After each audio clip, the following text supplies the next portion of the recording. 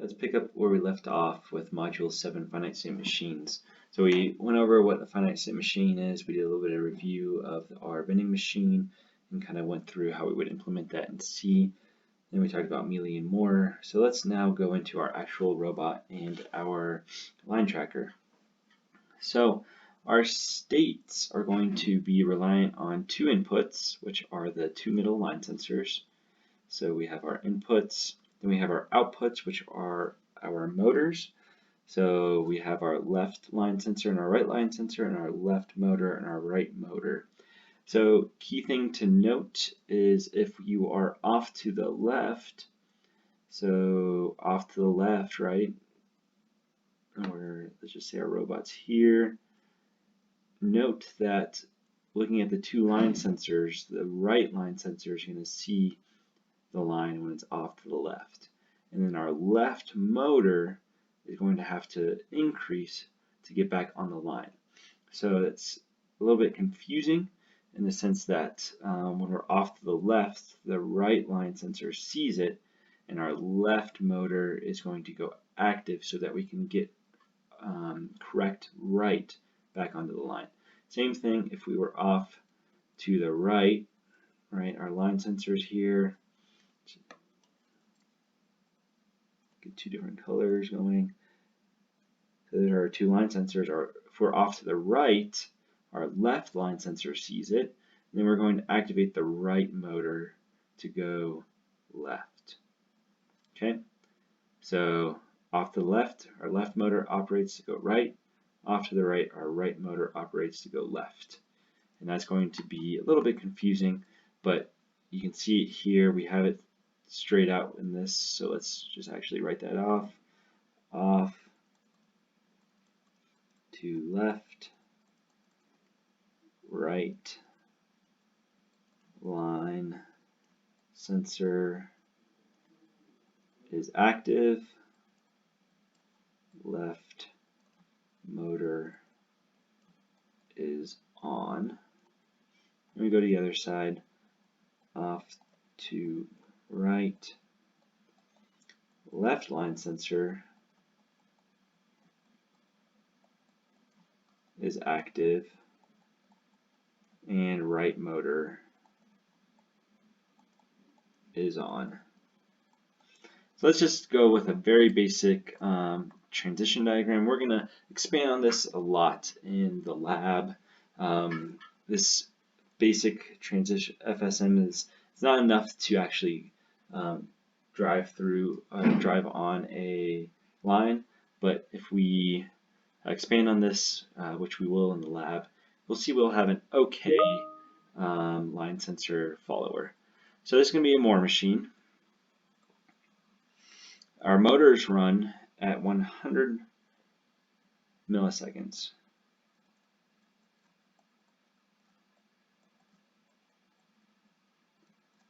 So what we're going to do is we're going to run our FSM a little bit faster than that. We're actually going to run it 10 times fast.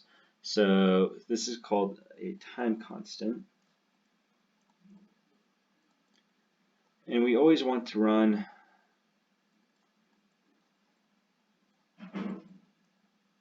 (10 to 20 times faster than our time constant. So if we're running 10 times faster than 100 milliseconds, that means we're going to run every 10 seconds, or 10 milliseconds. So we lost our time, which I'm going to just throw in here, 10. All three of those are going to be 10. All right, so let's take a look. Say we're in our center state. Our motor, so both line sensors see the line. Our motors want to go 1, 1. Then all of a sudden, neither line sensor sees the line. Something happened. Something bad happened. What we're going to do is we're going to guess that we are in our right state. So we're going to guess right. We saw that in our lab 6. So we're going to just maintain that. All right, so say we're in the center line, and then our right sensor sees it. the line and our left does not. Now we're off to the left. Say now we were center, and then now our left line sensor sees it. Now we're off to the right, and we're in the center. And now continue, both line sensors see the line. We're still in the center, so we're happy. And we're going to add a name here, and that's just going to be, well, we already have that. That's the name, our state right there, so we're good there. All right, so let's take left. We're off to the left, and then all of a sudden we don't see the line. So we were off the left. Probably what happened is we went further left, so we need to now adjust. We're off to the left, and now our right line sensor sees it. So we're off to the left, our right line sensor sees it, so we're still off to the left.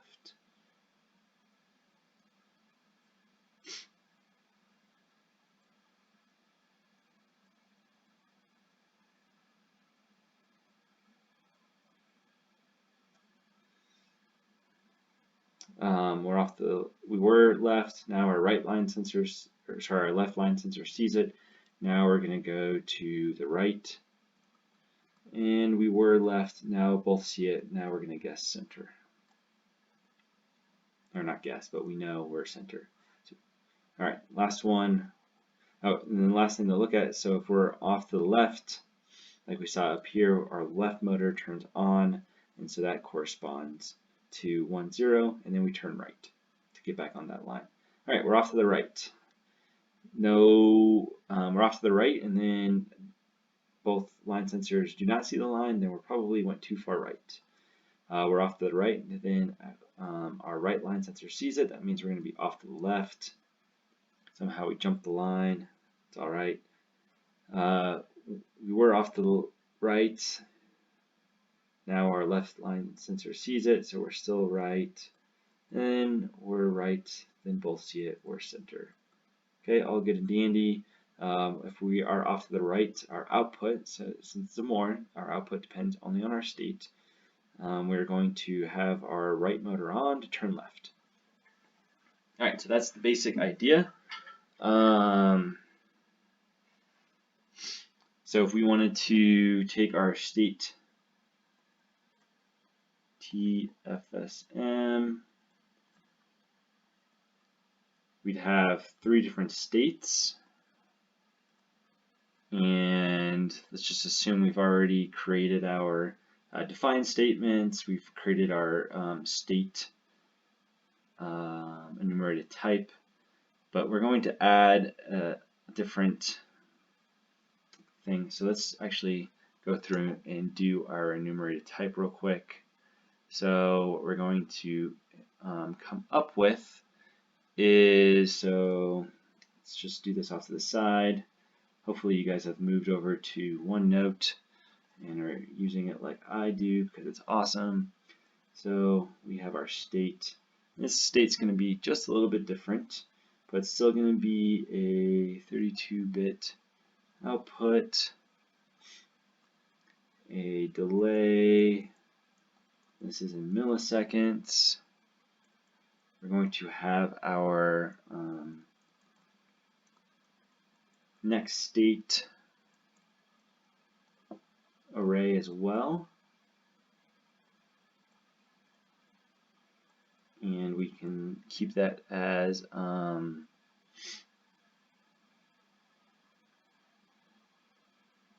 so we have 2 inputs this time. So, so instead of just, we're going to have an array of 4 different outputs. And then the last thing we're going to include in this one is a string that will allow us to represent the name of the state. So I'm just going to pull that up real quick so I don't get the syntax wrong. So what we're going to do is we're going to use a character array, and it's going to be it's going to hold 9 different characters. That's going to allow us to, this is just to kind of set up the example that we're going to see in the lab. That's going to allow us to hold all the different state names. All right, so that's going to be our struct. So each of these different states is going to represent, it's going to be a representation of that different state, of all our different state choices. So we take a look, and we have our first one here. The output is 0x03. We're going to delay for 10 milliseconds. Then we're going to have our array, which is going to be right, left, right, center. And then the last thing is that character array. So we need to use all 9 of the different characters. So we're going to just pop all, even though we only have a few in center, we're just going to have center, which is 6, and then we're going to have 3 spaces, 7, 8, 9, and then we're going to end that character array. And what we're going to do with the lab is that's going to be popping up on the LCD. So I wrote some code, have a lot of stuff built into this lab for you, so we can play around with the LCD, see what states we're in, what states we're transitioning to.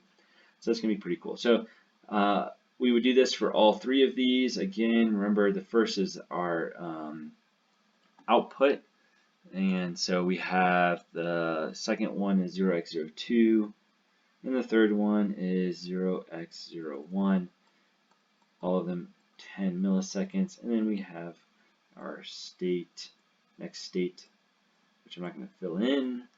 Then we have our current state, and right, along with our spaces, and that's going to complete our FSM array. Throw in our semicolon there, and now we're happy. So we take a look down here. This is an example straight from the code. This is doing something a little bit different, but very similar. Let's see, yeah, matches pretty much what we expected. A little different here with these centers, but I think that's just a little bit different of a transition diagram that they used. But this is a good representation of what you'll see in the lab. We have our state pointer, we set it initial state, we set our output, which you might have to do in the lab. We're going to use some built-in things that you don't really know how they work yet, but so this motor output, I built that in so that you can actually drive the robot. We have our delay, which might be very similar to what you're doing in the lab. This is going to be similar but different. So our input, we're only going to be looking at 2 of the bits, right? We're only looking at the center 2 bits, so we're going to have to adjust the input. And remember how to select and shift. That's what we're going to have to end up doing. We're going to have to select the 2 center bits, and we're going to have to shift it right so that, because remember our input is only 2 bits, so when we're taking, we're going to take the port 7, pins 0 through 7, right? So we take that 0, 1, 2, 3, 4, 5, 6, 7, and we're only going to take 2 of those. We're only going to take this one and this one. So we're going to select those 2 bits, and then we're going to shift them right so that they sit in the first 2 bits of our input, and then that's what's going to drive our next state right here. So if you're watching this video, you're going to be ahead of your peers because there's a lot of answers right there for the lab, for the second part of the lab. Cool, that's all I got for this lecture. Work on the pre-lab. The pre-lab is going to cover more so of stuff we saw in previous labs, just kind of a little bit of review, get you prepped for that GR that's coming quicker than you know it. And then next time we're going to be working on the lab, which is going to be expanding on this state transition diagram and table. We're going to be expanding on that quite a bit, and then implementing the FSM struct enumerated types, and then the controller. Remember, this is the controller to control the FSM. All right, see you next time.